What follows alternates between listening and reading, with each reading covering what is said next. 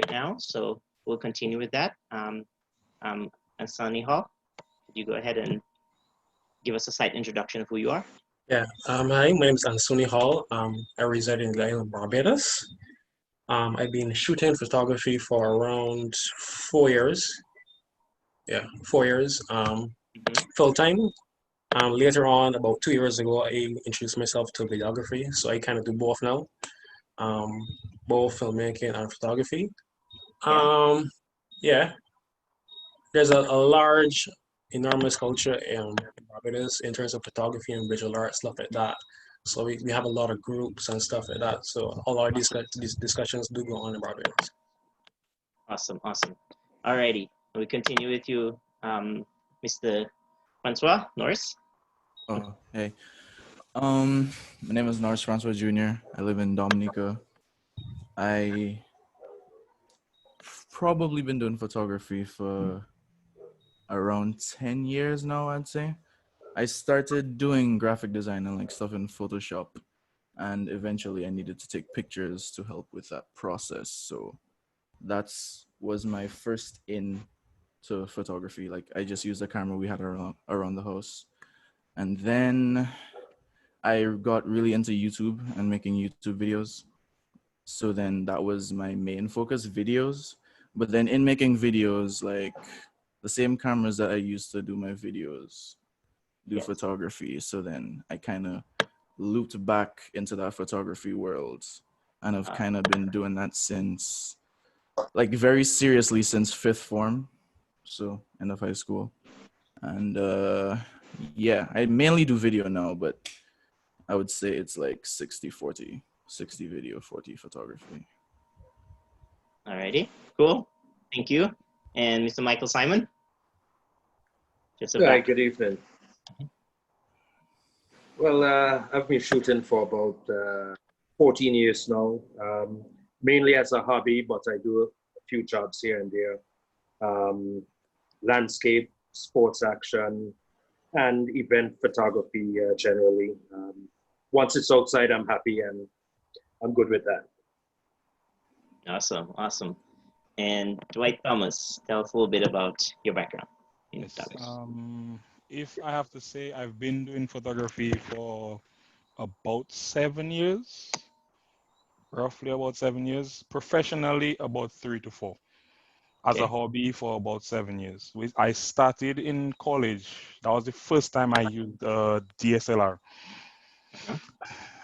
From there, I just fell in love with photography. It was never really my profession of choice before, but from college until now, it has been my love for those 4 to 5 years.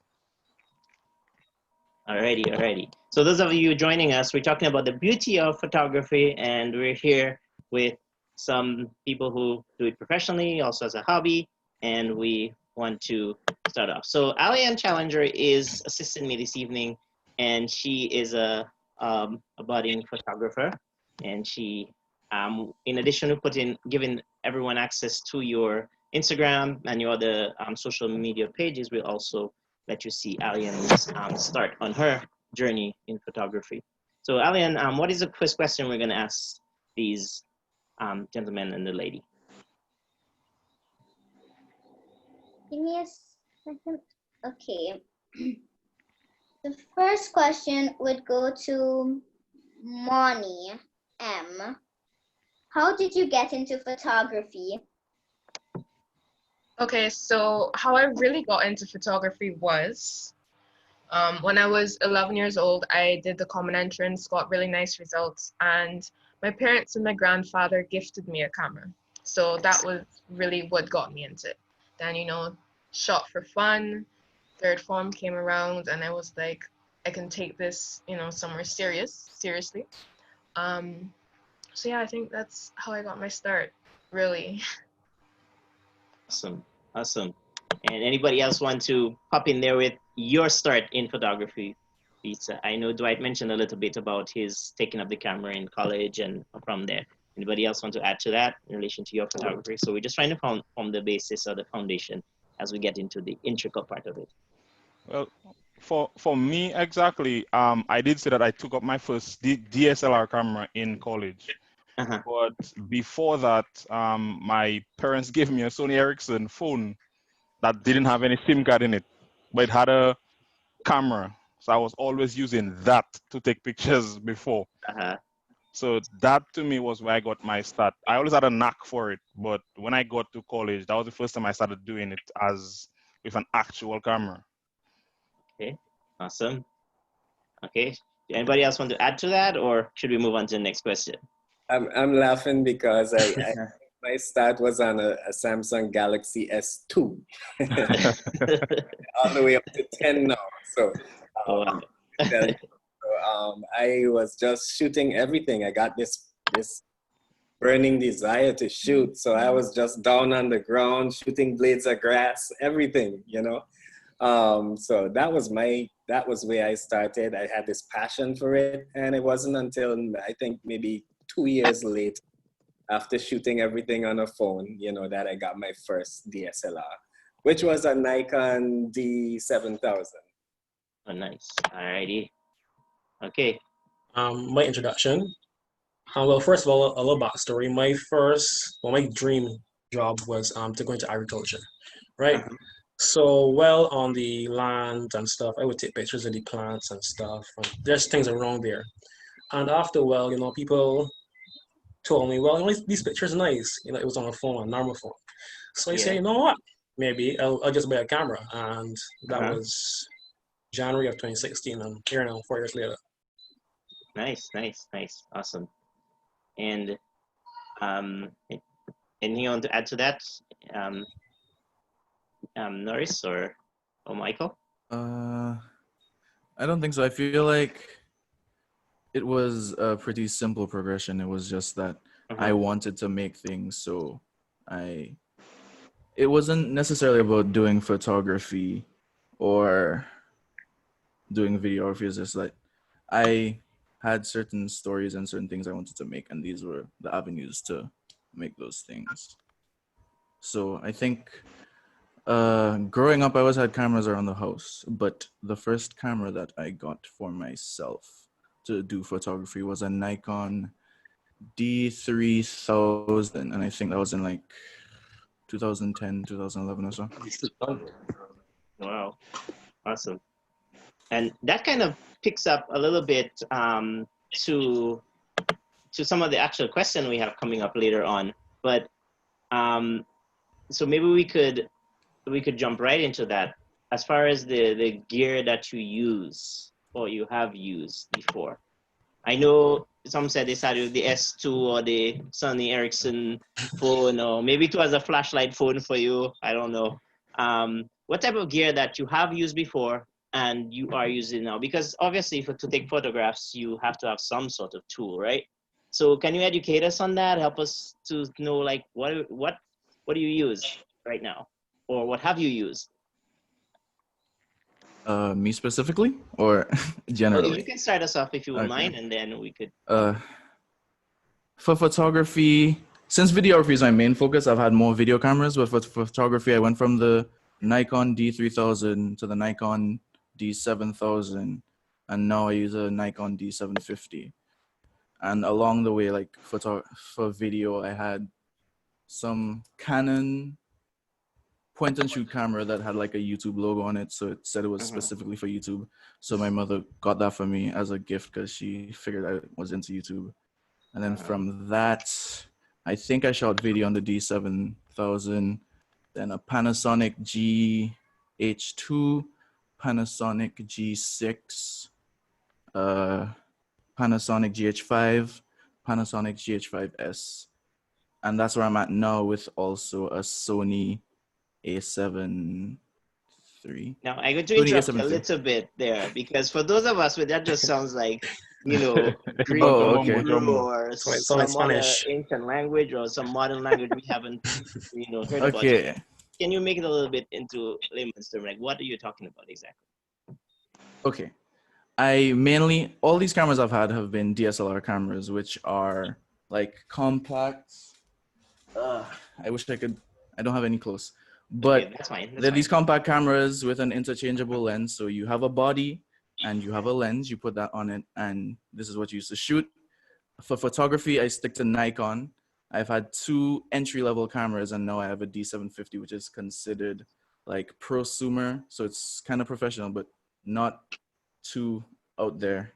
And then for video, I've generally stuck to Panasonic because they're the best for the money, in my opinion. They give you the best image for money or the best features for money. And I just stuck with their video line up till this point. And now I'm dabbling with Sony. All right, all right. What about you, I Michael? hope that was clearer. Oh, sorry. I hope I didn't cut you off there. Sorry about that. Fine. I started, let's see, first camera was the Fuji FinePix 700 or 7000 way back when. And then I went to the D200, D300. And now, well, I had a Coolpix 900, I think it is. And then also, right now I shoot a D500. So that's my gear. All right, all right. Okay, next person.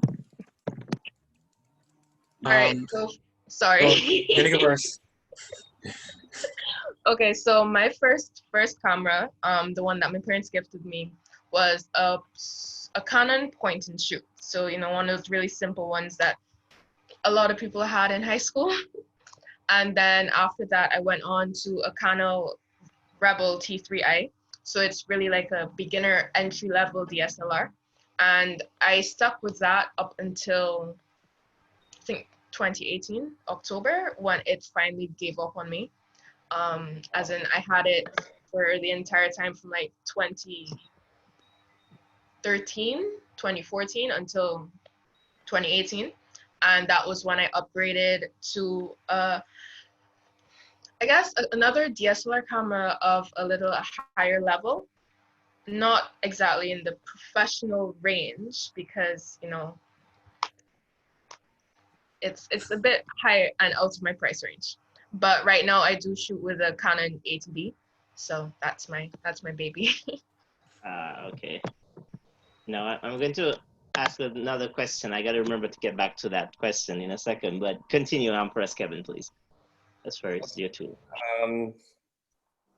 I've had quite a few cameras. I'm not, and I'm gonna list some of them for the sake of the photographers here or anybody else watching, because I know some of maybe Joel, you or some others who hobbyists may not understand, but some of the other guys might appreciate seeing the journey. So for me, I started off at D7000 Nikon, and I prefer Nikon over any of the other brands because of the color science. I mean, some people have their preferences. They like Canon or Sony or whatever, but for photography, I use strictly Nikon. Recently, I did get the Sony a7 III, which is just a beast at video. So, as far as video goes, that's what I use for video. But for photography, started off with the D7000. After that, I went up to full frame, which was the D800. I had oh my gosh, I'm even forgetting some of these cameras. That's okay, that's okay. And now we have also the D750. So it was quite a few. I've had quite a journey I see there. Okay. Yeah, quite a few cameras, but right now we have a couple of the 750s, and for video the Sony a7 III, which is primarily for video. I mean, it can be used to take photos as well. Yes. And it's mirrorless. I know some of you guys understand, what that is. Maybe we could explain that later on, but it's a mirrorless. Yes. And also the D500, which I think Michael owns as well. Very good camera. All righty. So next person, who do we? So my first camera, I did the most normal thing a photographer learned to do. I went on Amazon and said, let me look for a photography bungalow. So, all those filters, anti-filters, lenses, kit lens. So my first camera was the D3200. I used that for about 2 years, I think. And after a while with the lenses and stuff, I realized that my kind of favorite lens would be like the 35. That around there, 35-50. So eventually I decided to, kind of branch out into video. So I went with Sony, so not Sony, yeah, I shoot with the 6300, but I'm looking to upgrade in the future, like really soon. Alrighty. Well, that sounds exciting. You'll have to share with us another date of what that camera came to be. And Dwight? For me, when I started in college, I didn't have a camera of my own. So because I was a part of the journalism club as a photographer, they loaned me it was an Olympus. I can't remember exactly which one it was. But the first camera that I ever owned, I'm not sure if any of the photographers even know that brand. It was an Agfa. I don't even know the brand name. Any of you other people have heard of it? I have never heard of it. Say it again? I haven't. I'm sorry. It was was what make is that? What I honestly have no idea. It was a small little white camera that you couldn't control anything other than the aperture. That is very strange. You couldn't control everything else. Everything else was automatic. The whole camera was automatic, but you could Is control it the aperture. Agfa? AGFA? Yes. Oh, I just found it online. It's that was very interesting indeed. That was the first camera I owned. I bought it myself. If you wish to, you could share the screen and let us see what it is there, Norris, while he's talking about it, if you don't mind. Let's see. Let's see. Camera I used for maybe 3 years. It looks like this. It is. Yes, that's like this. That's it. That's exactly what it is. Wow, so it's a point and shoot camera, basically. Basically, pure point and shoot. I used that camera for 3 years. For about 3 years, then I bought the next camera that I bought with my own personal money was the Nikon D5000, which is this camera that I have here, which I used until we purchased a Canon EOS 70D, which is what I use now for everything that we do. All right. Nice. Awesome. So it's kind of good to hear although the numbers and names don't really, I am not a professional on it, so it's all foreign to me, but I'll do some serious Googling later. Because my camera I used to use was the good old Nokia flashlight phone. It's got pictures on it, so you know where I came from with that. So, Miss Aliane, what's the next question we want to ask our guests tonight? How do you educate yourself to take better pictures? Right, so how do you educate yourself to take better pictures? For me, it's YouTube, and I am constantly asking photographers that will allow me to ask them questions. So I am constantly asking questions as much as I can to see if I can get as much information as I possibly can. The rest of it, everything I've learned so far, I've learned from YouTube. Alrighty, so YouTube is a good teacher. What about the rest of you? Definitely, YouTube is the way to go. It's like YouTube, yeah. Sure. I'm YouTube graduate. All right, so I think we can get a general consensus that YouTube it is everyone. Anything additional you want to add besides YouTube? Yeah, for me, for me, I actually had a mentor here in Antigua, and he guided me along. But I think the best way, I'm sure most of us learned, was trial and error. We went out, took 10 different pictures and saw how it went. Yeah. We just kept progressing. This works for us this time, so we'll go and try it again in a different situation and just adapt. Because most of what we do is repetitive. The lights, the environment, our models, whatever. Yes. Those are the variables that change, but the basics are repetitive. And as long as we have a basis to start with, then everything else just falls into place. And of course, YouTube. Yeah. All right, so YouTube is the general consensus. Let me ask you this though. What should we know? Okay, so you say I want to be a photographer and I'm like, okay, I'm gonna go out and get a camera. I've heard all your cameras here and I go out and pick the best one that I think is the best from what you said. Or I look up on YouTube to find out the best camera. What are some things you think that I should know before taking a picture as a budding photographer? Kevin, let Kevin answer that. All right, Kevin, go for us. What should we know? Before, you mean before picking up, and starting for the very first time? Yeah.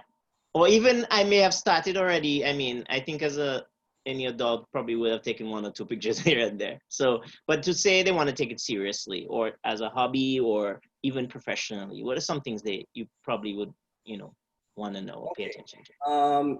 I think there are three things, and I hope this is not too technical, but I think this is the 3 basic things that you need to know if you're gonna really go into this seriously. And those 3 things would be shutter speed, aperture, and ISO.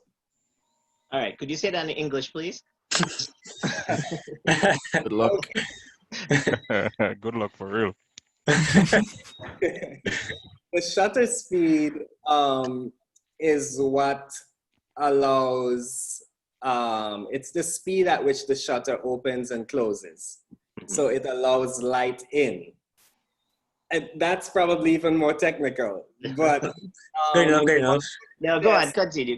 I'll just be busy. Yeah, what I would suggest is those 3 things, I guess later on or whenever you go and research what the 3 of them are, and then, get into it like that, because it's really gonna sound like, gibberish.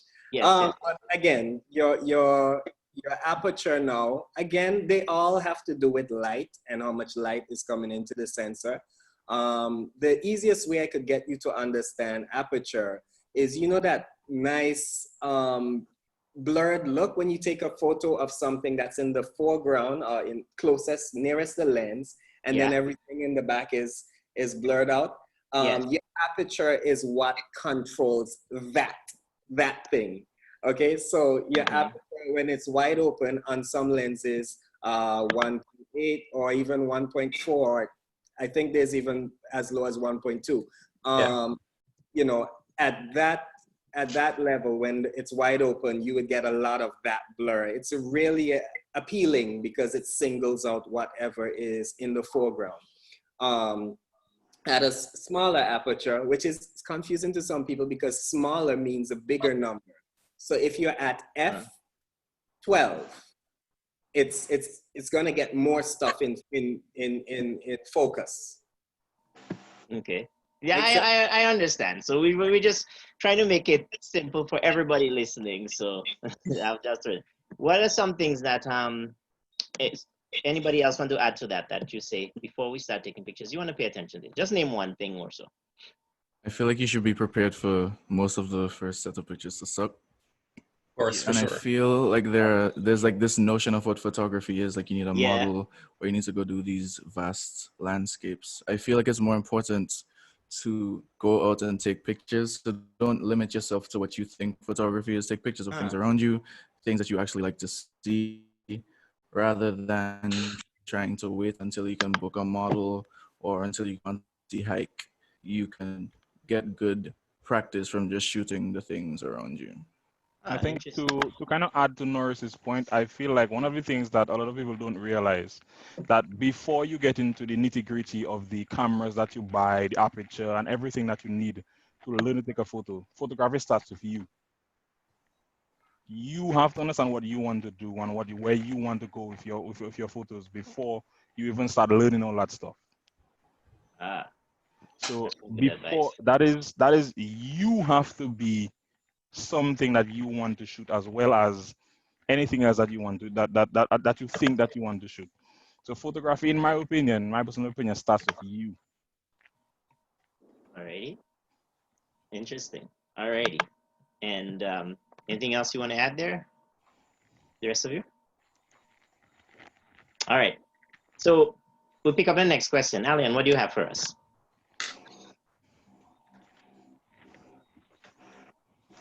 What software or program would you recommend to assist the photographer? Alrighty, so anything about the software or program that you think would assist? That is an interesting one. I feel like, well, for me personally, when I started, the easiest one to learn was Lightroom. Okay. That was Lightroom, you said? Yeah, Lightroom. Yes, that was the Adobe easiest one. Lightroom. Adobe Lightroom. That was the easiest one to learn. I also use Photoshop. Photoshop is a bit more complex, but if you take the time off to learn it, it comes easy as you go along. Alrighty. Before I got into before I started using Adobe Lightroom and Photoshop, because I do use those now, I used a software program called GIMP. Not sure if I'm pronouncing that correctly, but it's GIMP, and it does like remind me of the Adobe layout and workout. So it was like a beginner stepping stone for me, and I think personally that made it easier for me to get into Adobe and learn how to use it to get the edits and photos that I envision in my head. I come from a little harsher school of thought where I think you should just learn the professional software as soon as you can. That was when I was first starting, and I use a Lightroom Photoshop for some of my photos. I would say for a beginner, I'm just saying that someone, I'd prefer to teach them industry standards so they can just be up there already. I understand it's easy to ease in, but you don't need an ease in if you're like just gonna learn the thing. Yeah, right. and one of the things that a lot of people don't realize that the more you grow, I've been using Photoshop since like 2006. The more you grow in photography, the easier the job begins. The easier the job gets. So the more you grow in learning the software, the easier the software begins comes to you. The easier it is to use. Alrighty. You agree with them, Kevin? I see you pondering seriously about that one. What about you, Mr. Hall? For me, when I started off, I used Lightroom for photos and Premiere for videos. Since then, I've switched over to DaVinci Resolve, so I use that for videos now, and I use Photoshop and Lightroom for images. Photoshop more so for retouching and stuff, moving things around like that, yeah. Okay, yeah. So Photoshop seems to be the industry standard, the highest point that you can use for it. Is that what it is? Generally speaking, let's see, Ansuni, did I say that your name right? Yeah, kind of. Yes, he mentioned, I heard about it last week, another program that we use for video. DaVinci Resolve? Say again? DaVinci Resolve. Yes, DaVinci. And I have been researching it, and it seems really good. So who knows what's going to happen? Switch over to that. But it seems really good, so I encourage you guys to check it out when you get a chance. Yeah. For me, same thing. It was Adobe Lightroom and Photoshop, and still using that today. But let me take this question a different way, a little bit differently. How much of you often see the hashtags where people say, no filter needed, or to show the quality of their picture or how good it looks. How much of your pictures are, quote, touched up? Are they all, or is it the industry norm that you use the software, or is only certain times? It's more technical in a sense, but it's not necessarily your picture specifically, but what would you recommend? Or what do you know? It's industry standard to edit your pictures, because if you are operating on a professional level, most likely you're shooting raw, and you can't even upload a raw picture to like Instagram or anything. So it has to pass through the software. And since you're already doing that, you might as well run it through, you might as well edit it, because you have to, once you put it in Lightroom, that's considered editing. So all pictures on a professional level are edited to some extent, I would say. Oh, go ahead, Michael. For me, I do a lot of event photography, fishing tournaments. I do carnival shoots and so on. So generally, I do not shoot raw. I'm shooting 1,000 to 1,500 pictures in the afternoon, and I have to get them processed for delivery by the next day midday. So I'll shoot JPEG, but I will still use Lightroom. That's the only editing software I use. We have a lot of picture takers and a lot of photographers out there, and they take a mediocre picture, throw it into Photoshop, and you get this amazing image because they're more of a digital graphical artist than a photographer. Wow. If we set up each image correctly from the start, compose it, have that vision in your eye as to what the finished outcome should be. Editing from a JPEG or from a RAW file takes no time, 20, 30 seconds, because you prepared the image in your mind before you took it.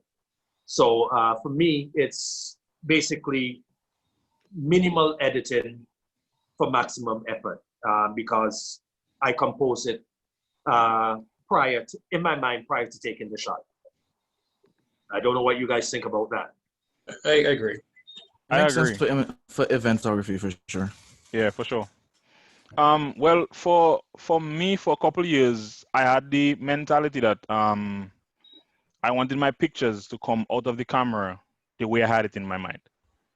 So I was always trying to compose my pictures properly to get it. So as it came off the camera, I could just post it. But what I realized after listening to a lot of other photographers and after watching some people's work, that if you want to get to the industry standard, you have to edit your pictures to an extent. Not in a sense to do a full edit or to take out everything, but to an extent, you have to edit your pictures. I agree for certain types of photography. I feel like the tools have been available for so long that to not use them is doing yourself a disservice. But is there any point in which you want to put the picture as is out there? Me personally, no. No. Maybe someone else about might three want of you that. shake your head no at the same time. Plus my guru, Michael and Muni and Norris all shook at the same time. So I'm sorry, I'm using my iPad, and so I don't know how to say. I don't know if you can see this photo well. Yeah, more. It's a boat, but dock. Mm-hmm. Yeah. Is it on Instagram? Yeah. This is on Instagram, I do believe. If you guys want it's an open profile. If someone can open it up here, we can share his screen here. I got. What's the Instagram? Yeah. And we'll be able to see it. His Instagram is Michael Kevin Simon Photos. Yeah. And I posted you all social media pages on under the live, so everyone can access it there also. All right. The reason why I'm showing that picture,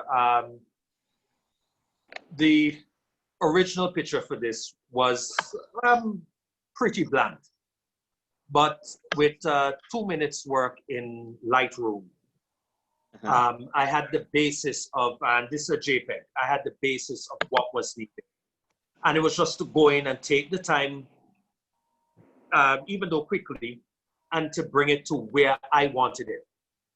That's all it is. All of us, we visualize that image in our mind's eye. Every second we pick up that camera, we already know what we are looking for. And as long as we capture that, we don't have a problem in the world with getting it edited out. So I don't know if you have the picture up yet, or any of the pictures. Should I pull it up? Yeah. Okay. Hold on. All right. While he's doing that, let's continue with somebody else was going. Okay, he got it now. Okay. All right. So we see up to the dock. Yeah, this picture was actually taken with a lot less light than you would believe. Was pretty dull, but slow shutter speed, about ISO about 800 or so that was. And the D500 is a beast. As long as you have what is needed, JPEG works perfectly fine to do anything you want with it. All right, interesting. That kind of leads us into our next question, though, in relation to what you do as far as, go ahead, Aliane, I'll let you ask the question. As far as your specialization. Okay. Do you have a photography specialization? So do you take it in one direction? You know, some people say they do, you know, National Geographic kind of stuff. Others just do FETs, or what? Do you have an area that you go with? Well, for me, that's easy. I don't have one at the moment. I'm trying to find one, figure out what my niche is. So at the current moment, I do everything that I can get my hands on. Alrighty, cool. Yeah, I agree with that. I think when I started, I was similar to Dwight as well, just doing everything. And now that I've been doing it more and more, I've realized that what I enjoy is event photography and, you know, portraits and stuff. But during this COVID pandemic that we've been having, I figured why not try to add some more things to that little portfolio. So I've been trying to learn and improve on food and product photography. So I think those are the 4 things that I'm really more interested in. So these are the things that I focus on. Alrighty. And I wouldn't say I have a Okay, specialty. No, go ahead, Norris. That's fine. That's fine. We'll go back to Mr. Hall after.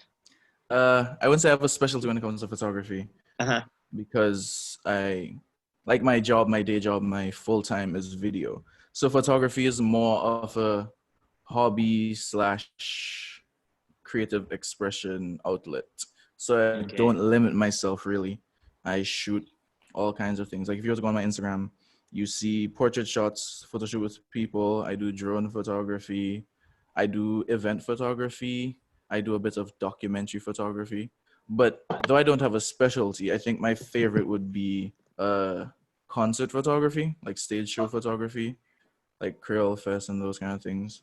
I feel like that blends a lot of the things I like and a lot of things I'm good at in photography together into one. So that is my favorite, even though I wouldn't consider it my specialty. You have some of the better images out of Dominica in that specific specification, though. I agree. Thank you very much. Ready? Okay, Mr. Hall. You have a specialization? Yeah. Personally, my specialization is portraits. Okay. When it originally started, it was more landscapes, more, you know, the seascapes, long exposure, stuff like that. But eventually, I kind of settled down into portraits, even though I can kind of do everything else, like weddings and stuff like that. All right. And Keven? Yeah. So our company does several different types of photography, but I think the main thing that we do is wedding photography and film as well. So mainly weddings. We shoot lots of weddings. That's like the Interesting. I'm kind of curious, Michael. Why would the chuckle? Kind of curious. Keven could tell you. I've known him for too long, so I know that. It's kind of, for me, it's really great seeing where he has gone with his with the profession.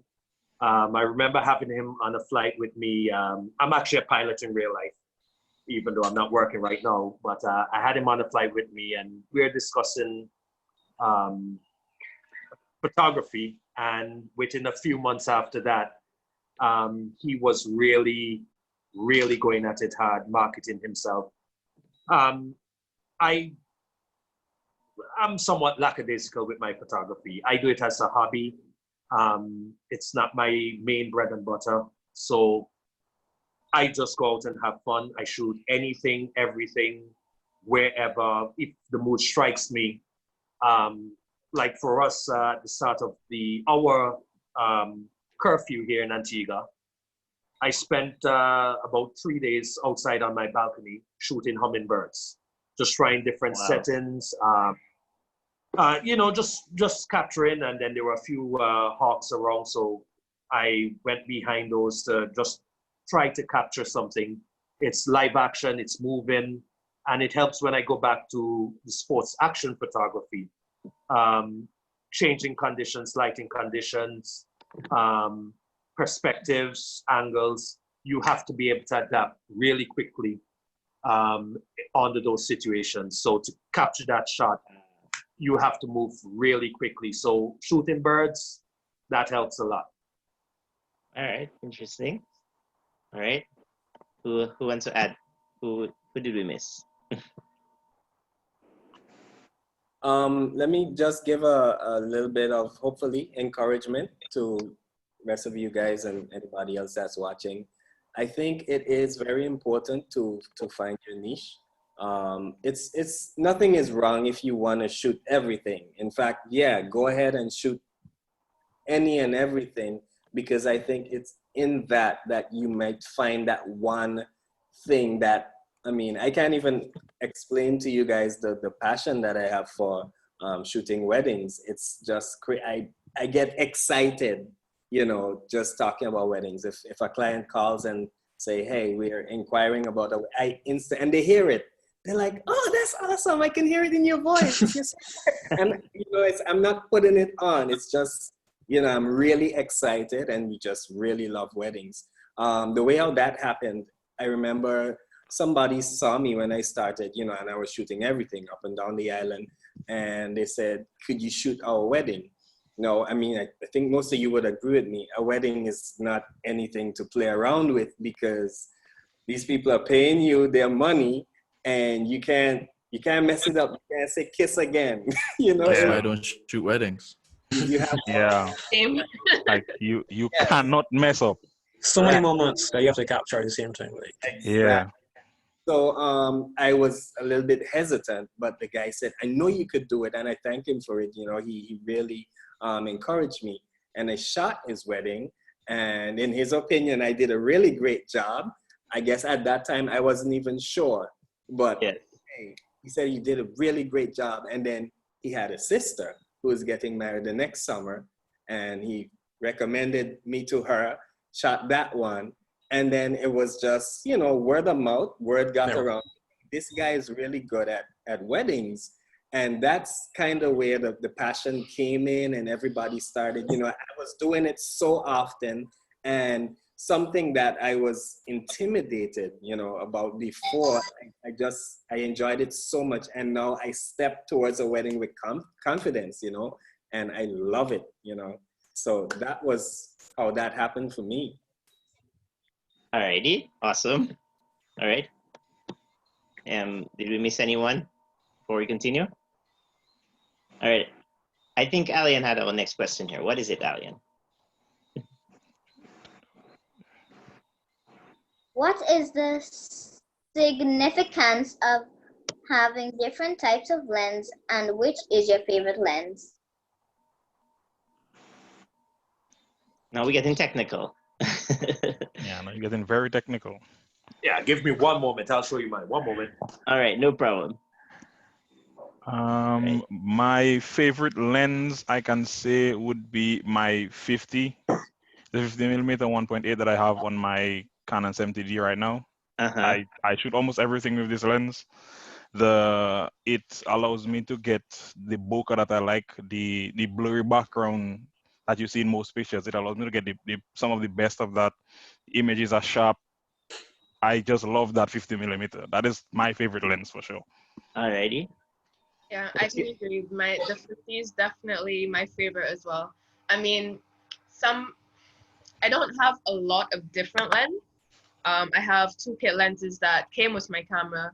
One is an 18 to 55 and the other is a 75 to 300. So it's like they're both zoom lenses, so I can control, you know, how much of the picture that is in the frame. But with the 50, it's a prime lens, so there's no zooming in and out. If you want to zoom in or out, you move with your feet. Yeah. Oh, And wow. yeah, so that is one of my favorites. Same thing Dwight was saying. I love the effect, the quality of the pictures that it gives, the bokeh. That's one of my favorites. But I have also shot with other lenses, like from other photographers, and I think it's good to experiment and like just try different ones, and then you get to see what it is that you really like and what worked well in the kind of the field of photography that you're interested in. Yeah. Ready? I see Michael's trying to show his off, so go ahead, Michael. Show us your lens. This is my baby, Sigma 150 to 600. 600. Ooh. Wow. Yeah. That looks like a weapon. Yeah, it does, doesn't it? It is. It reaches out a long way. Really good quality. Pretty fast lens for its use.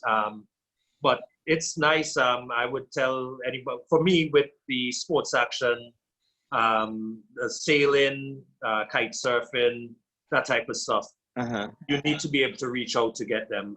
My other lens, I like a wide angle, so 10 to 20 millimeter lens, and or 18 to 105. The current kit lens on my camera now is the 16 to 80 2.8, and that is an awesome, really sharp lens. Is that heavy by any? I'm curious about that. How heavy is that? Very. Absolutely. Just about 4 pounds for the lens alone. Wow. So Not So too bad. What about you, Norris? try What? to shoot this. You try not to shoot this. Oh, sorry. what was the first part of the question was, what is the importance of having different What's the lenses? importance of it, and what's your favorite Yeah. one that you? The significance is, well, for lenses you have their speed, which is the aperture, which gives you, you know, blurry background, your depth of field. And then you have the focal length, which is how zoomed in or zoomed out they are. So with those combinations, like between those combinations, different lenses will give you a different result. Like a really wide lens will have distortion, and if you get close to someone's face, like their nose will be huge, their head will seem all skinny. And if you have a long lens, so like 100 millimeter or something, you get a lot of compression. So the background, the distance is compressed. So if somebody is standing in front of a building and the building is like 20 feet away, it will look like it's right behind them. And also, so then you can choose a certain lens to give a picture a certain feel. Like for portraiture, you wouldn't want to go with a wide angle unless you're trying to make it some weird portrait. Like you typically, I feel like a good portrait lens is 50 millimeter, maybe 35. I personally like to shoot with an 85 millimeter. If I have to, like for events or for carnival specifically, if I have to go out all day and I just want to know that I get really striking shots, but also that I can maneuver, I'll choose a 50 millimeter. But if I have time and like I can go all night and all I need to do is get 4 good pictures or something, I'll choose an 85 and take my time. And I think I will get better images from that 85 taking my time than if I go with a 50. So my favorite would be the 85. Alrighty. And Mr. Hall? So as I said before, I kind of had like a bundle situation. So I had experience with lots of lenses. So right now, it's not like the perfect situation. Let me just say that. So right now, I only have one lens, which is a 35 Sigma. For me, I kind of don't prefer bokeh in my images. So that's just me. I kind of like, for me, my images like make a lot of my background made images. So if you look on my profile, wall, yeah. So a lot like background makes my images, and not only the subject itself. You know, the angles of the trees, whatever is behind it, around it. So that's just me personally. So I shoot at 35. Alrighty.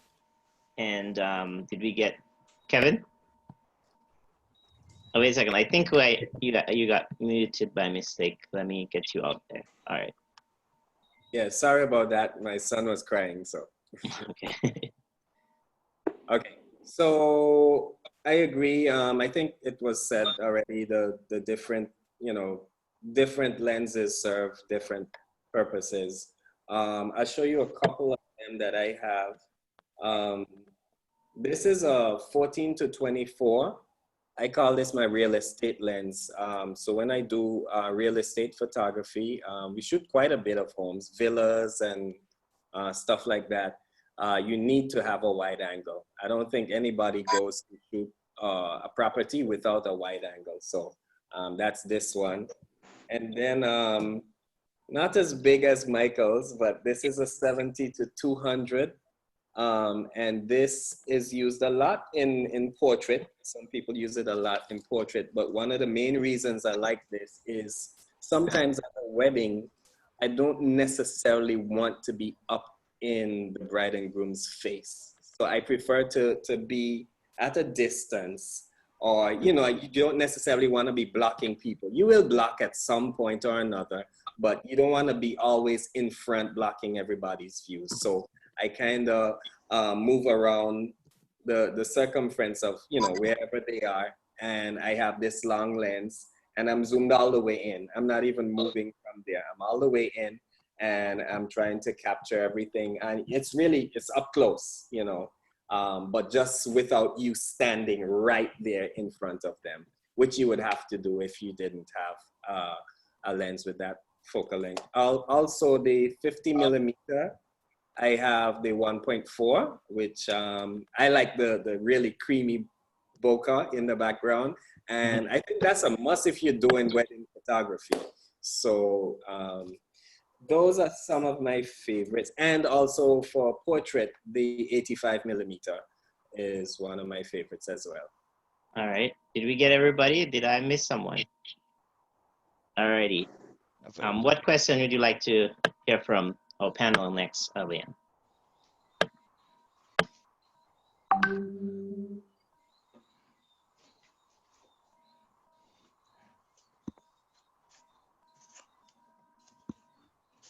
All right.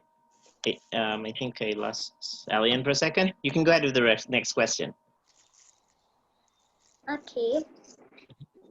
What is your favorite work? Not your favorite. That is a All right, hard so you have a question. favorite work. Some of you want to show us, so maybe you can send. This is a great opportunity. You can send us all to your pages, what pages you want us to look at, or you might just share the screen, whatever you Favorite. choose. Or one you want to highlight tonight, I guess. Interestingly enough, my favorite image that I've taken over the years so far is not on my Instagram, which I just found out. I just realized that my favorite, but it's from a wedding. Let me see if I can share my screen. Let's see. I don't know if you guys can see that. Very dark. Oh, yeah. Alrighty. Yeah, it's from somebody's wedding. So I think that is the only reason why it's not on my Instagram. But that to me is my favorite shot of all the years I've been doing photography. And why do you like this shot? Well, it was the reason I love the shot the most is because it wasn't something that I tend to overthink things when I shoot, especially when I shoot weddings. I tend to overthink things. So that shot was just the spur of the moment. They were kissing. I just had them put their hands together and then got down between them and took the shot. So Nice, it was just something that was totally spontaneous, and the sun kind of gave me a little lens flare coming through the lens. I just added a little red to it when I was editing the image, but the lens flare actually the whole image itself was as is when I took it, and that is why it's just one of my favorite images. Alrighty. Who else would like us to see one of your amazing favorite images? Wow. That's a hard one, I know. That's an impossible question. For me, I scrolled through my Instagram just now and I saw 7 of my favorite images. So well, you could send us there, or share your screen. Let's see them. No problem with that, because it's all about understanding the beauty of photography. So we want to enjoy that beauty with you this evening. Hold on, let me. I'll share it in the chat. And you guys while other people go, I'll try to narrow it down. Maybe choose favorites in different categories or something. Okay. Okay. Who else wanna pick up where while Norris is putting his portfolio together? Okay. Favorite. Wow. I know that kind of puts you on the spot there, guys. Sorry about that. This call will be another 3 hours long of just people trying to find their favorite. Find the images that they like. Only more than 3 for sure. Need an hour per each person. If somebody could go to my Instagram here and look for that picture. Somebody asked The on the egret. site, what is your Instagram? And I said, so Michael Kevin Simon Photos. okay, yes. So somebody was asking that question on the page. Michael Yeah. Kevin Simon photo. All right. So why is that your favorite? It's for me. It's a full color image, but I just converted it to black and white. The simplicity of the image. I mean, it's just a bird walking in small puddle of water, but then the reflections. It's just the peacefulness of what's going on for me. That makes it one of my favorite images. I mean, I got some better images, but this is just one of mine. I don't know if somebody's trying to find it. Let me Right. think. You can send the link in the group if you want. I think does this work? Uh, This is it, right? yeah, that's the Yeah, image. boy. Yeah, Yeah, that's it. yeah. It's just simple. The ripples, the reflection, and even you could see some of the trees in the background there. But for the subject being in the foreground like that, it's I really love that picture. Good picture. Nice. It's a and you took this picture where, may I ask? Actually, I took it at McKinnon Swamp, just about 5 minutes from my home. Alrighty. Nice. That's a lovely picture. It's an awesome bird. Great. All right. So who's next? Yes. I can just go next since I'm already sharing the screen. But this is probably one of my favorite shoots that I've done so far. Did this one in Dominica at Emerald Pool. So these are some of my favorites from them. Yeah, Oh, sweet. those are I think my 3 favorites from them. And I've also got some that I do really like from like Krill Fest in Dominica. There's this one here. This is one of my favorite of Patrice. I love Patrice Roberts. Taurus Riley, my heart was melting. Yeah, these are definitely of my favorites. I don't think I have the just one. intensity in that. Yeah. Wow. Good job. Good job. All right. Who's up next? I'm looking for mine, so give me a minute. Okay. Kevin? Yep. Let me try this screen share.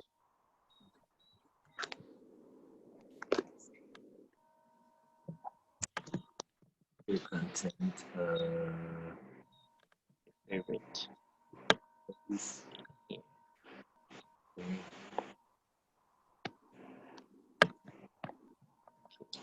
Just share what you just shared there, Norris. Oh, the Instagram link. Okay, this is telling me, I guess maybe I never shared my screen on this before. It's saying I would have to quit the chat and then come back in order for it to share my screen. No, that doesn't make sense. Okay, so what I'm gonna do is just put our website in and also a link to the Instagram in the chat right here, and then I guess somebody else could pull it up. Okay, no problem. Yeah. Easy. If you don't mind, in the meantime, this is none of my I don't know if it's Sharon. Yeah. Yeah. Okay. Flares. This is the arrival of a team from rowing across the Atlantic. JPEG again, but it was able to capture the image of what was going on, the emotion. You can see some of the crowds to the left of the image, but this is just another one that I really like. So yeah. Awesome. Can this see if we can pull up Kevin's screen here? Which is someone sharing Kevin's one? I can do it. Okay. Let me just open it. All right. So what specifically you wanted her to look at, Kevin? Wanted us to see? Okay, go to the Instagram. Oh, Instagram. Okay, hold on. Let me get back to that then. Doesn't matter really, but. Oh.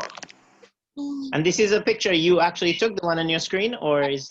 Oh, of course. And I would advise everybody to always use your own stuff. I know there's some getting stock images and very not cool. It would be crazy. I figured that, so I was just raising the point.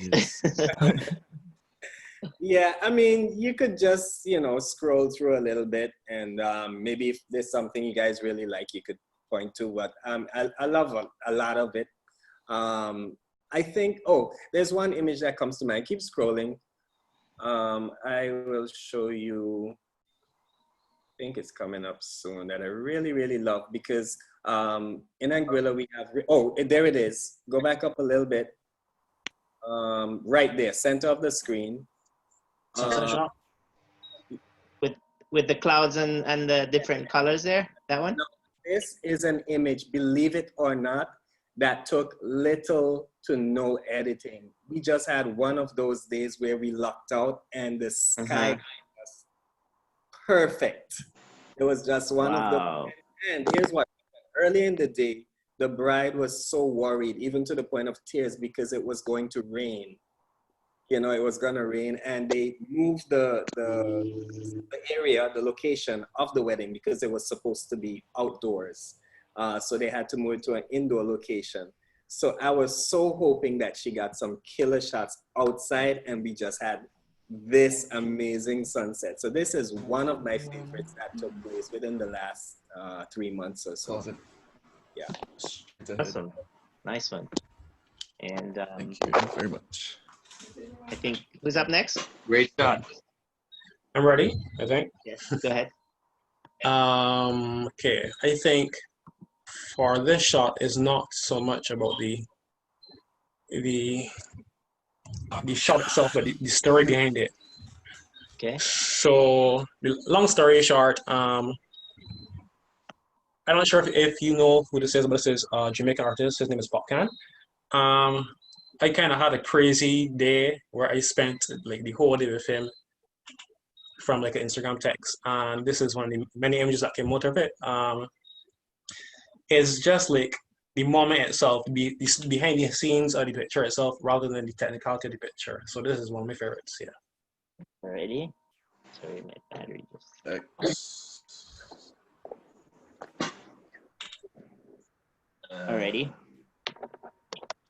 Okay, did we get everyone? Did I miss someone?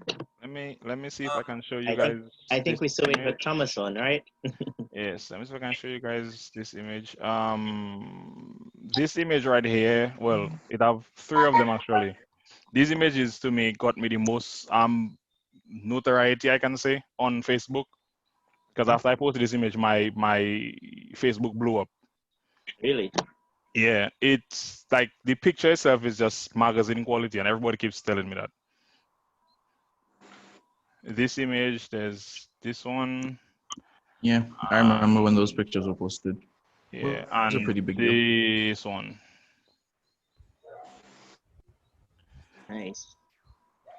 Well done. Did you have to do any special editing or anything, or this was just taken as is, or? Not really. The most editing I had to do was just to brighten up some darker areas, but her skin was perfectly clean. I didn't have to tell her to do anything. She was just a natural. Okay. Awesome.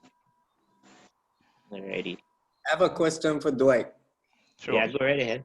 Yeah, I noticed that it says Thomas Brothers. So do you have a brother that works with you, or is it just? Yes. Originally I started the business by myself. Within the last 2 years, me and my brother decided to do a more comprehensive business, whereas he does the video aspect and I do the photography aspect.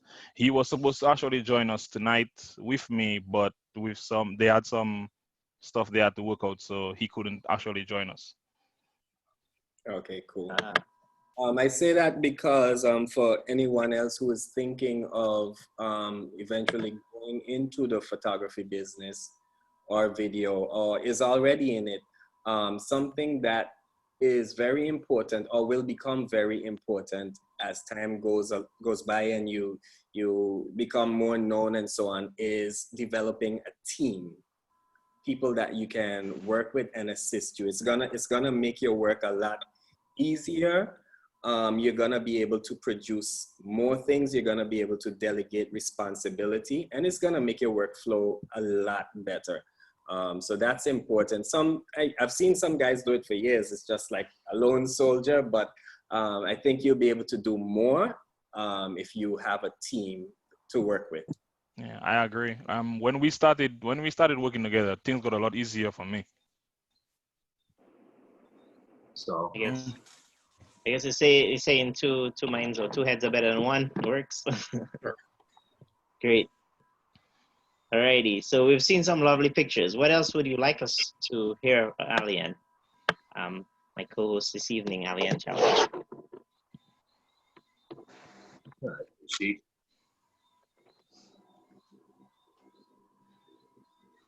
You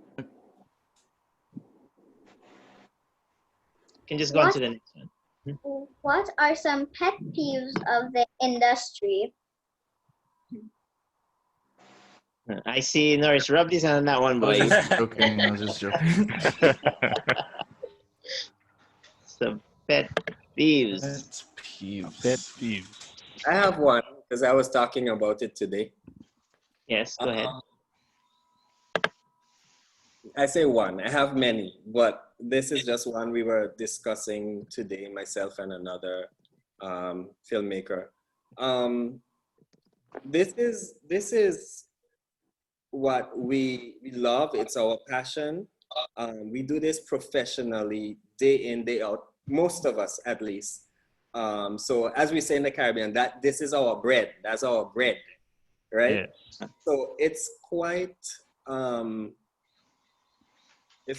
insulting, I guess, when someone else who they maybe have whatever is their main job. Maybe they work in a bank or whatever.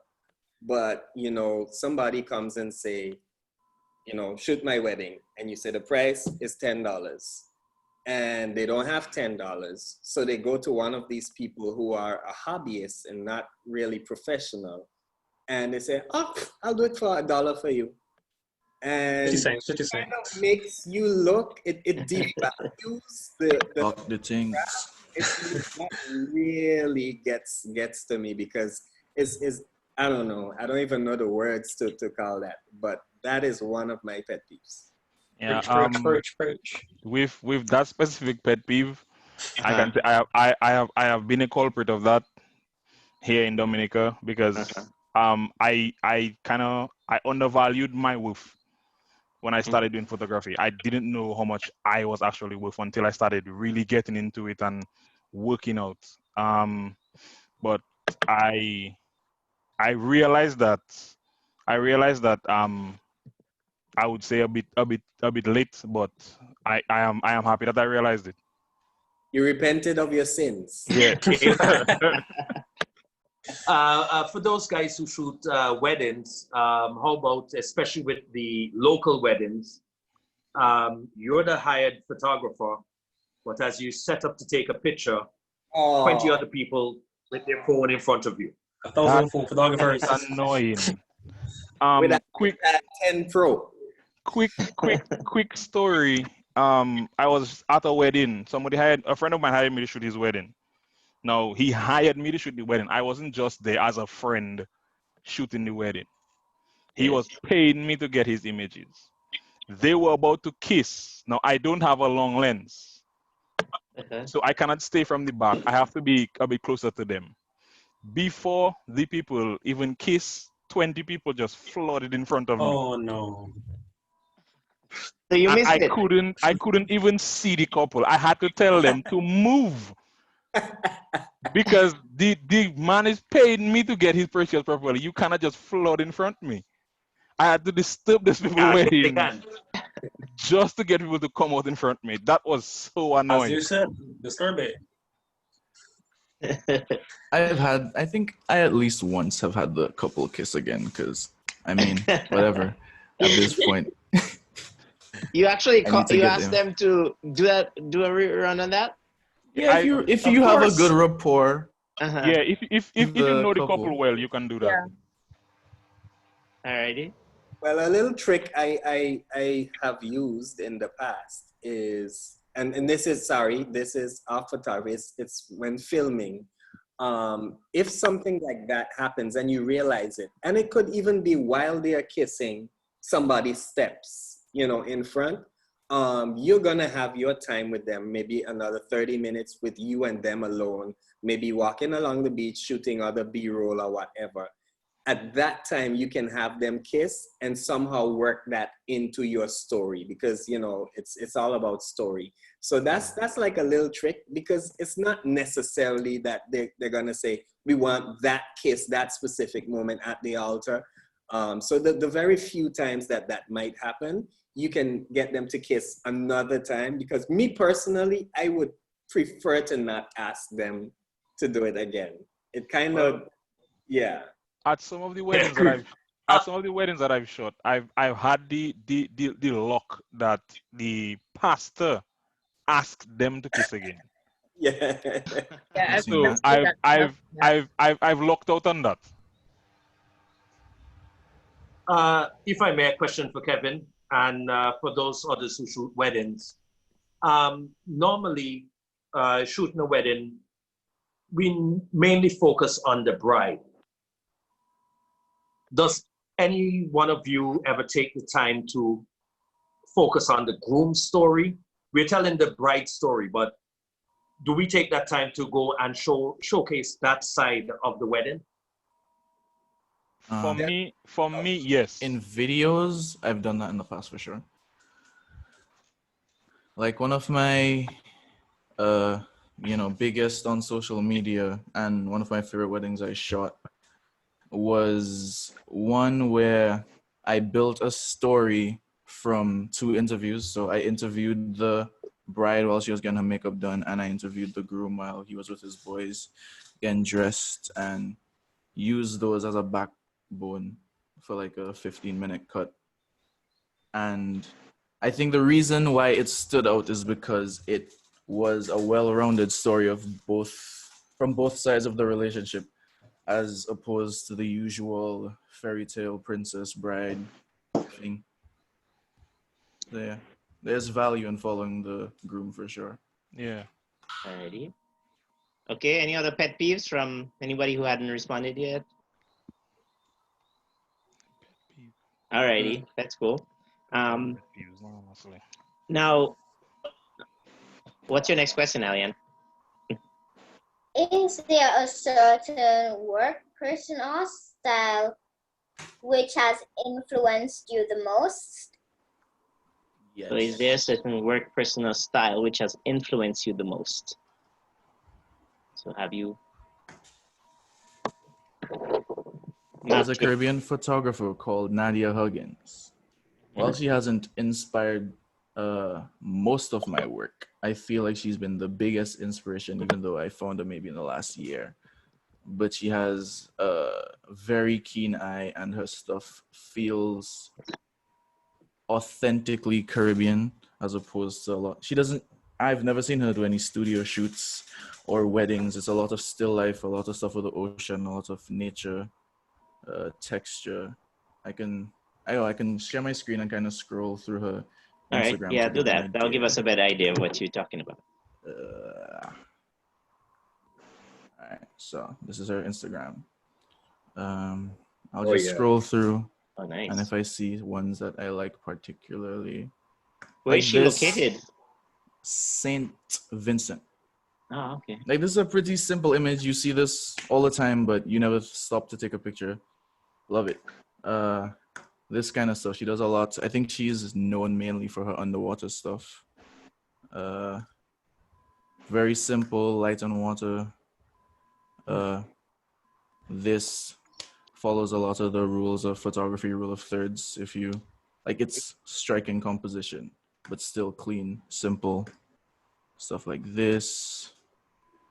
And she's also very consistent. Like, looking at some of these, I haven't seen these yet, and I check her out frequently, I think. Like something like this. It's like abstract art. This is like a dried banana fig leaf, but fire. Wow. So yeah, Nadia Huggins, go follow her. Awesome. If you put Amazing the work. link here, we can Yeah. Oh yeah, I'll share. share it. Great. By the way, guys, let's all follow each other. I think I Yeah, see sure. 2 of you followed me and I followed you back. So the rest of you, let's all find each other and follow each other because we'd like to see what you're up to. And Awesome.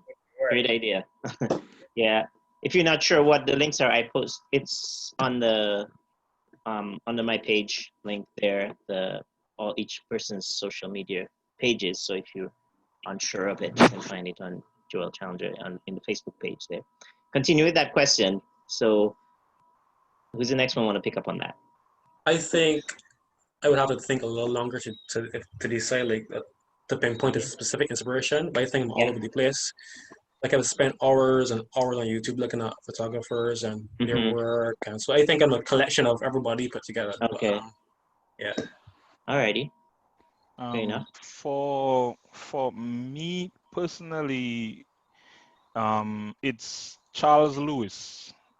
One Lewis is a god. because of his work, and two because he's one of the photographers I can pick his brain at any point in time. Uh-huh. Like, I can ask him a question at any time, he will answer me, he will give me pointers, he's always assisting me in some way, some shape or some form. So his work and his assistance in that level has influenced my work a lot. Interesting. Charles, you have a link to any of his things? You can later on post on there, and I'll share it on my page. Let me see if I can. So anybody wants to get it. What about you, Muni? I think I would agree.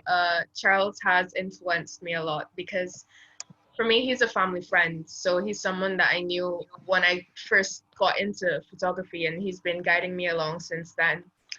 I actually remember it was my first time taking pictures at Carnival in Dominica, and I was shooting on automatic. And he looked at me and he was like, "No, you need to go to manual now, learn this, experiment and try." And I'm like, okay. And that was the push that I needed, that I really got into. Him and there's another photographer as well in Barbados, Gavin Hinkson. And both of them are people that I can talk to a lot about photography. If I have a problem, I want their opinions on it. They're like, I think for me, they are my mentors.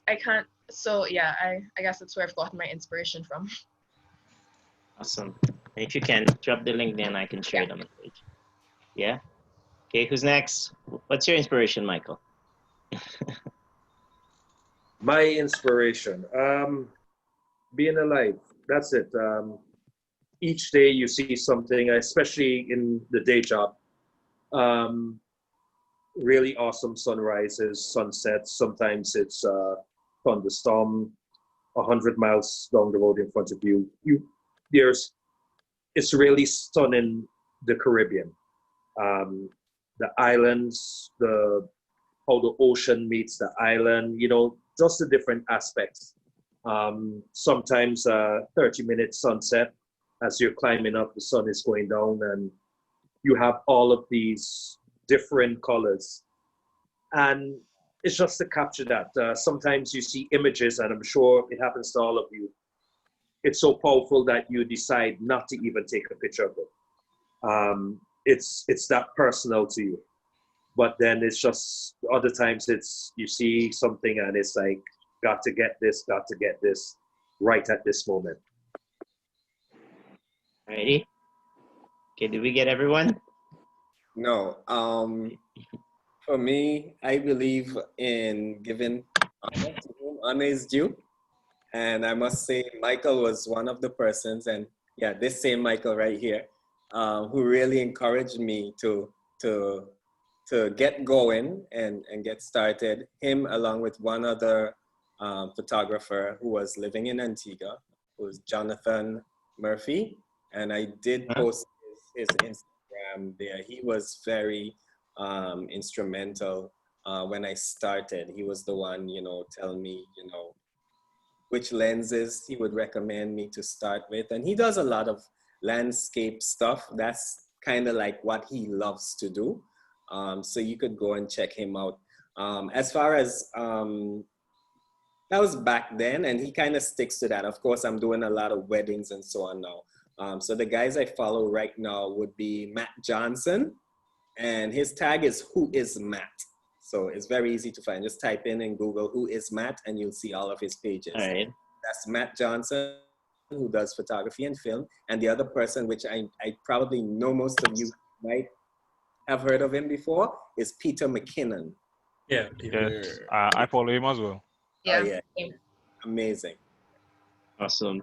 And that's the interesting thing about anything, and I would imagine as photography too, is you learn from looking at other stuff and seeing what's done, what's out there, and then basically where to go next. You see what the good stuff is and what's the bad stuff. You can learn from both. So Aliane, let's take us. So we have a few more questions, and I know we've been going for some time, but this is really engaging. I appreciate you guys taking the time to be with us tonight, because I think I've learned so much from you all, and I hope you have learned from each other too. Definitely. And I hope we'll continue to be, show how wonderful photography can be and inspire others to be, budding photographers out there. Well, just a quick, before you move on to the next question, Yes, sir. Munich and Norris, you guys also influence my work as well. Like, I always look at you guys' work to see what you're doing. So you guys have influenced me as well. Thank you. That's awesome. So it's good we had this discussion, or you wouldn't have got your flowers. No, that's great, though. I appreciate you sharing that there, because it's good for each person to know where the encouragement, or who they encourage on that level. So that's great. Awesome, guys. Aliane.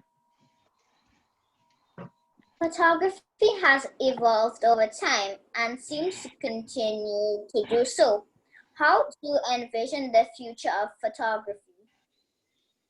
It's evolving. Where do you think it's going to be? Is that even as Norris would say, that's an impossible question. Is it one? From in my personal opinion, from looking at the way technology is evolving, at some point, phone's gonna take our job. I just thought so. Well, it depends on your niche. I feel like that's when your niche becomes important. That's when your niche becomes important. But to me, the way phones elevating now, like you don't even need a DSLR to take RAWs anymore. Like, even for people like Norris uses a DSLR to do his videos. There are phones that do 4K, which is. I feel like they haven't caught up yet, though. Like, I agree, they haven't caught up yet, but yeah. And then, how he defended it. It's coming.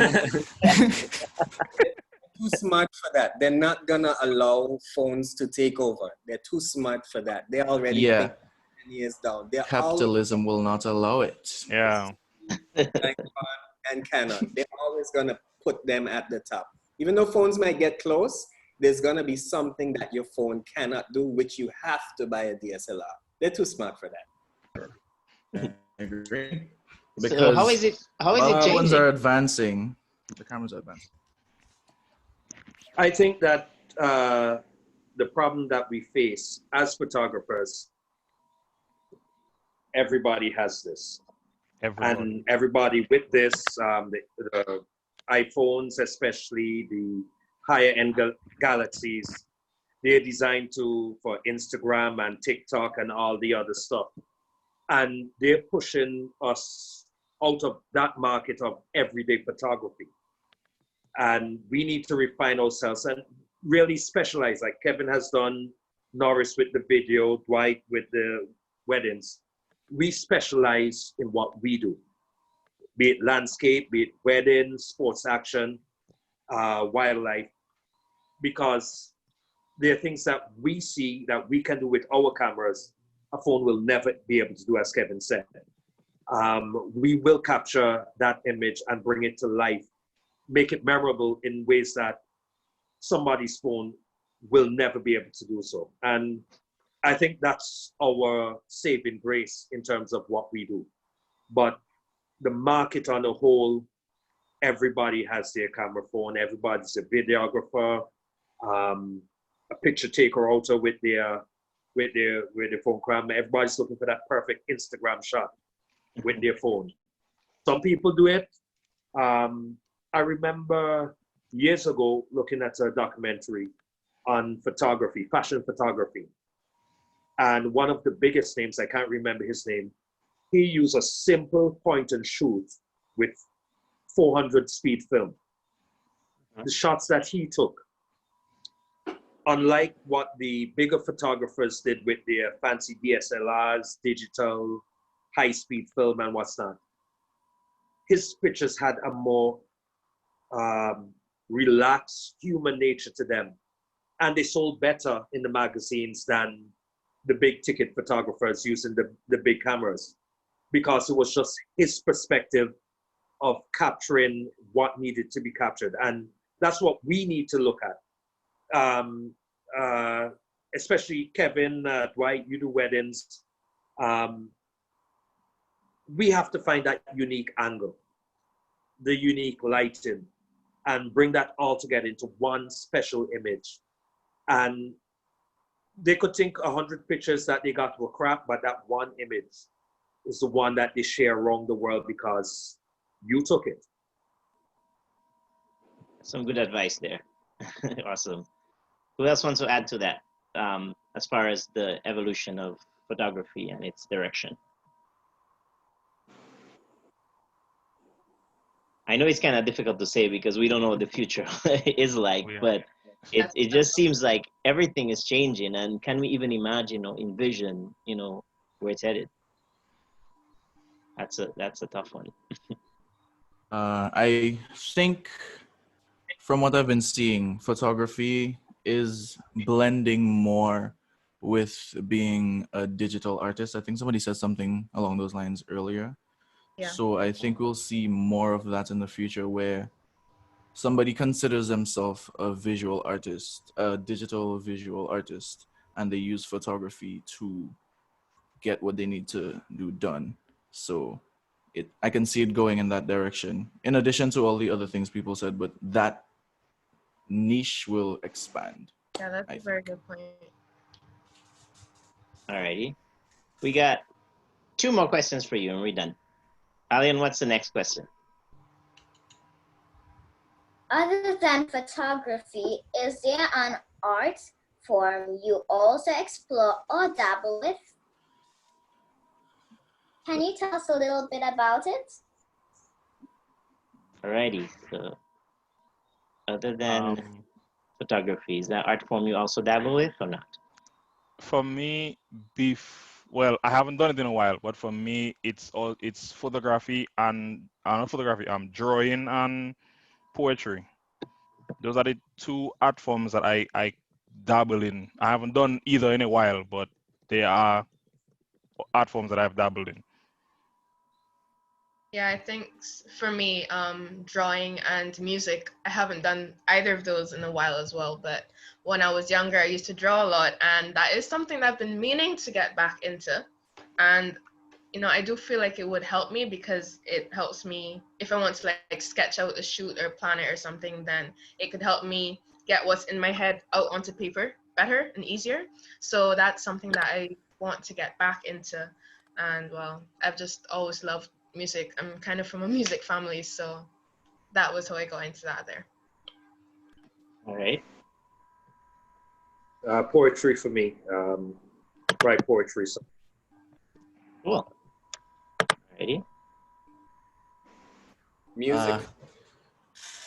Writing to an extent. More like articles and scripts writing for film basically. Cool. Yeah. Awesome. Next person. Paul, anything there? Mine will be music. From a young age, I kind of went more the technical side, so I did all the grades, grade 1 up to 6, 7 maybe, both technical and practical, theory, sorry. So yeah, that is my kind of escape outside of photography, music. Alrighty. And did we get you, Michael?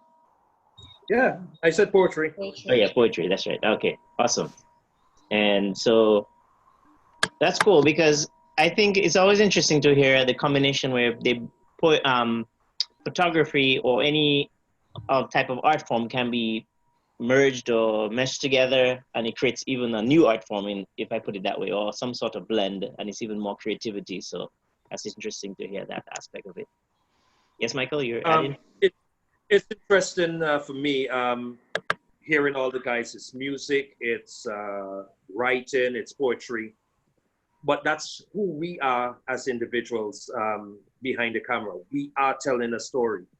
And we have to be able to put that story into words at all times. So it's not surprising. Or put it into music as my good brother Archibald does today.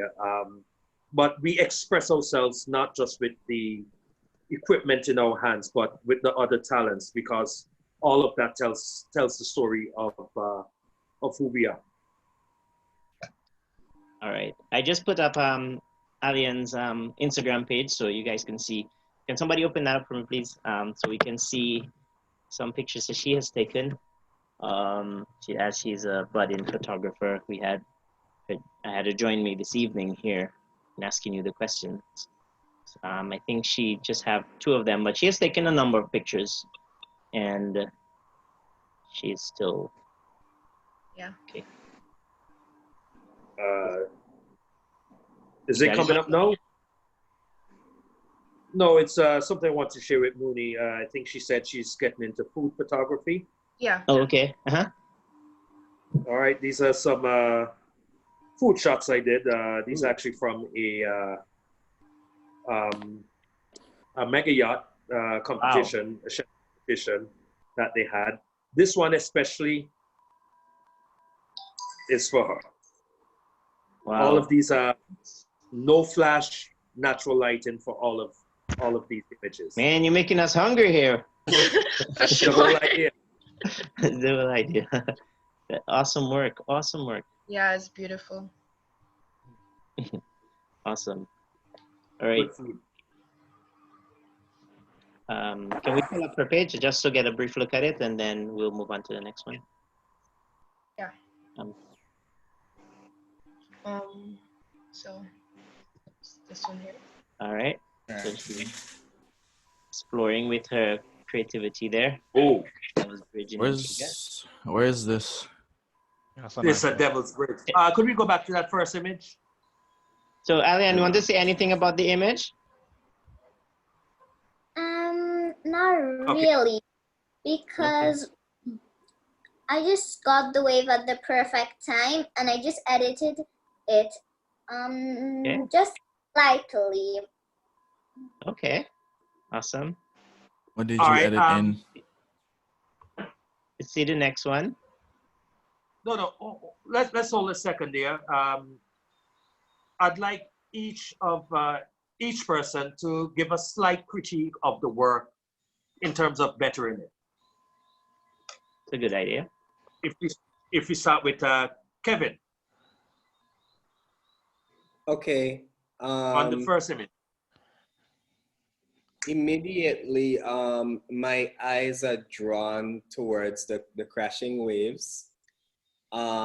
Personally, there is a lot of rocks in the foreground, and I think my mind is telling me, and that's something with photography. Your mind plays a lot of games with you. My mind kind of wants to see it up a little bit, a little bit more of the rocks out, so I could see what else is happening.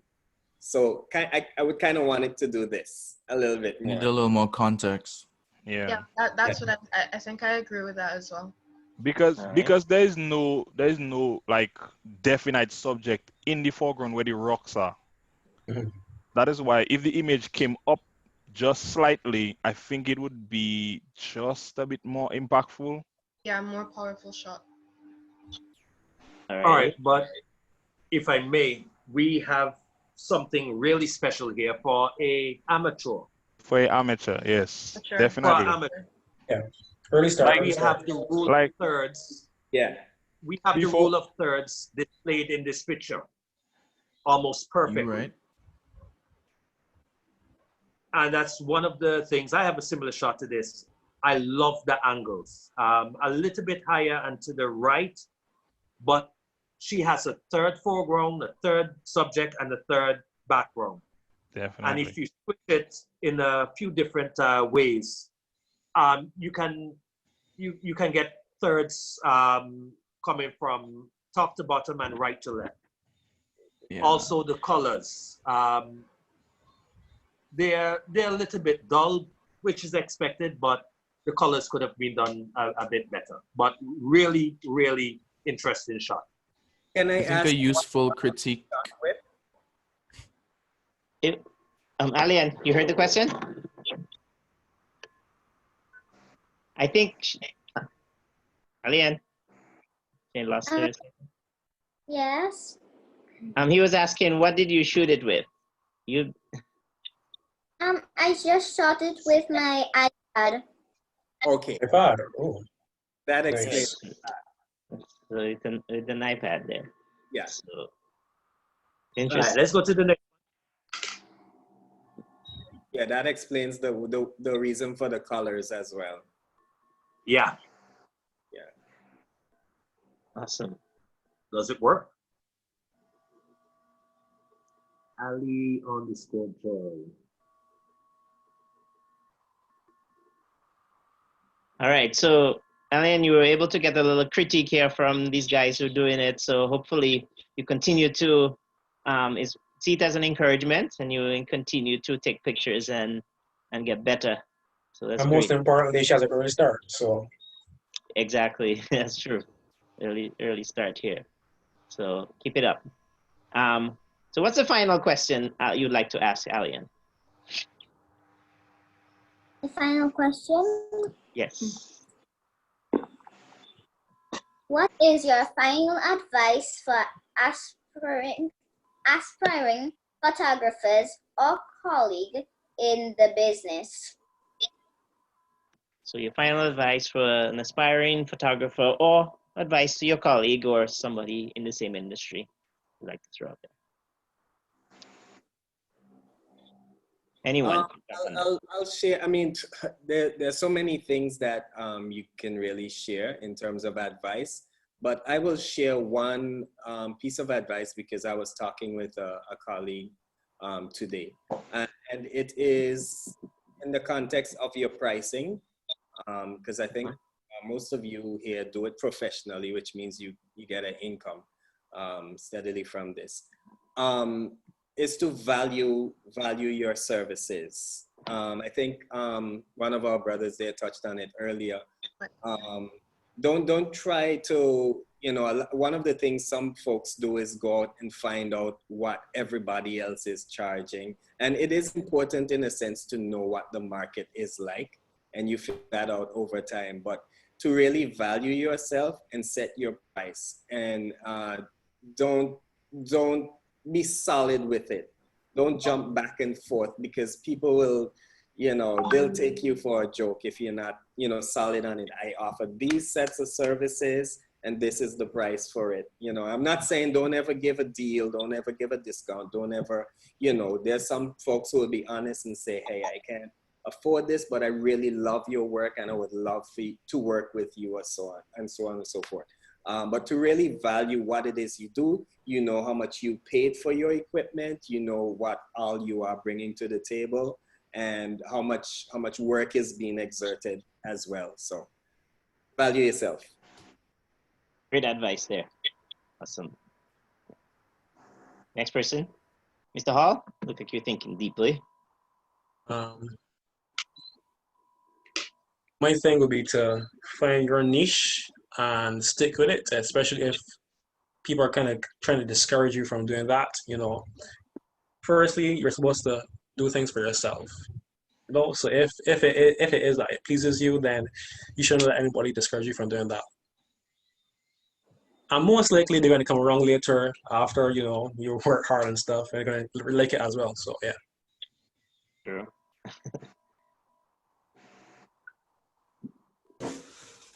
For me, I would say that it's important to curate your output. I feel like there are a lot of people who kind of do quantity, like try to post every day and like go to an event and post 300 pictures or something like that. And I, over time, have tended towards the opposite. Like, I often do 6 max pictures from like an event. I feel like in doing that, you learn what makes a good picture. In having to decide between these micro differences, you kind of hone your skill on knowing what a good picture is. Like, you figure out why you chose that one over the other and all that. I think that's a valuable skill to have. Awesome. Thanks for that advice. For me personally, advice to any young photographer coming up, anybody listening right now, go out and shoot. Whether you feel like shooting, whether you don't feel like shooting, go out and shoot. You don't have to post, but go out and shoot.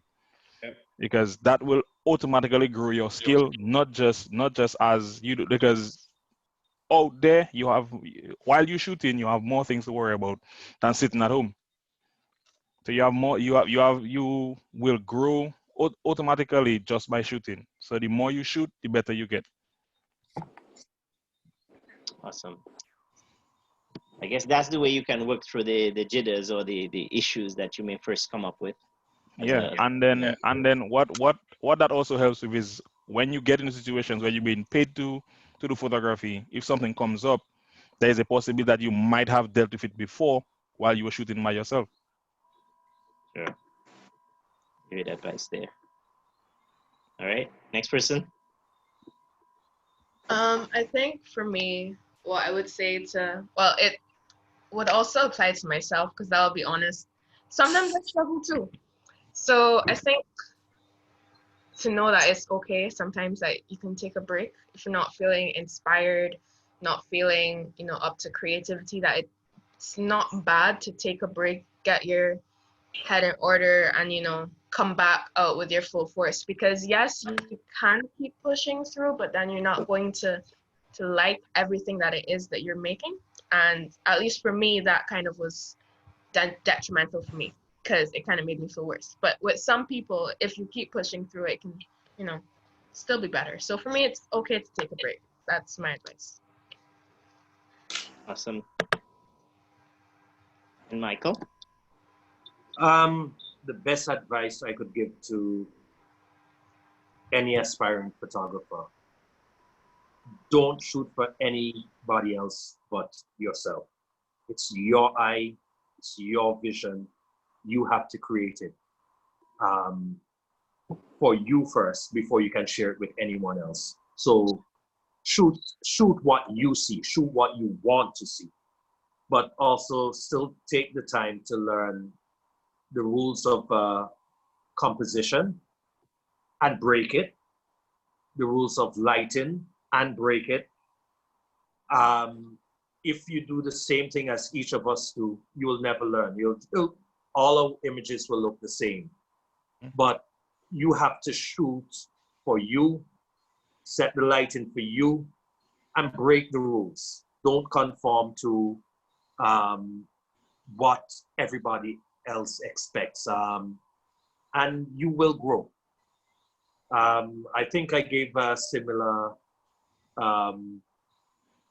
advice to Keven years ago, that you have to set that image up, know your lighting, set that image up, but don't be afraid to step outside the box, because that is where the really, truly great images come from, us stepping outside our comfort zone. Awesome. To Very add, solid advice there. to add a little bit to Michael's point, one thing that I learned later on in my photography life so far is that it is a marathon, not a sprint. So take your time, learn what you need to learn. You don't have to put out work as quickly as everybody feel you should be putting out work. Take your time to learn the craft. Take your time to better yourself in the craft. It is a marathon, not a sprint. Awesome. I just feel like I got a degree in photography right now, at least theory. That's awesome, guys. This is amazing. Thank you so much for being part of this. Is there anything you'd like to say, Aliane, before we take off? No. No, nothing at all. Okay, that's fine. Thank you for being here, you guys, and I hope you share each other's work, because that's how everybody else can learn, is from seeing the good stuff. And you guys all have great stuff. So, and that was actually one of my other questions we didn't get to. How do somebody tell the difference between a good and a great image that you have? So maybe people can look at your work and see the great stuff. Michael, you have a last question? If I could answer that, I've been through a lot of the pages for everybody here. A good image, we applaud it. A great image makes us stop and think. We wonder how it was taken, the different angles, the lighting, the camera settings. And from what I've seen with everyone's work here, who can I contact to get some lessons? I need some lessons here. It's all marvelous work. And I'm pretty honored to be included in this. Seeing as that I'm somewhat of a Luddite, I really don't use all of the technology available to me. I actually refuse to learn Photoshop, because for me, graphic artist, Lightroom, I do what I have to do, and that's it. But I'm going to get into the video soon, so guys, watch out. Maybe we'll have another discussion sometime about the video world and all that, because now you bring into effect drones and all that deal, and that's really interesting, exciting. But thank you guys again, and I do Thanks this for having us. frequently. Yeah, Thanks my for pleasure. having me, for sure. It's my honor to fun. have you guys, and follow on my Facebook page, where I'll be having a series meeting with other professionals, and hopefully we can probably have you guys back on again. Who knows, another topic similar or a completely different one. So please stay tuned. Thank you for being here, and you guys be safe during this time. Take care. Okay. All right. Thanks. All right, take care. Have a good night, everyone. Okay. Have a good night, everyone.